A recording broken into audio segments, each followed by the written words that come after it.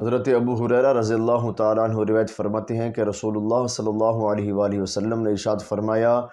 کہ جس شخص کی دو بیویاں ہوں پھر وہ ان میں مساوات قائم نہ کر سکے، یعنی ان میں برابری نہ کرے، اگرچہ دونوں کا حق برابر ہے لیکن خاوند ان میں تفریق کرے، ایک کے ساتھ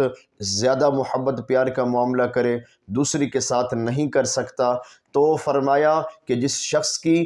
دو بیویاں ہوں اور وہ ان میں مساوات یعنی برابری والا معاملہ نہ کر سکے بلکہ عدل و انصاف سے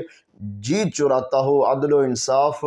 نہ کر سکتا ہو، تو فرمایا وہ شخص کہ جس نے اپنی بیویوں کے درمیان مساوات اور برابری نہ کی ہوگی بلکہ ایک کے ساتھ ظلم یا زیادتی والا معاملہ کیا ہوگا، تو فرمایا قیامت کے دن وہ شخص اس حالت میں آئے گا کہ اس کا نصف حصہ یعنی وجود کا ایک حصہ جو ہے وہ مکمل طور پر کیا ہوگا، مفلوج ہوگا، فالج زدہ ہوگا، جس سے لوگوں کو معلوم ہو جائے گا کہ یہ وہ شخص ہے کہ جس نے دنیا میں اپنی بیویوں کے ساتھ مساوات یا عدل و انصاف کا معاملہ نہ کیا تھا۔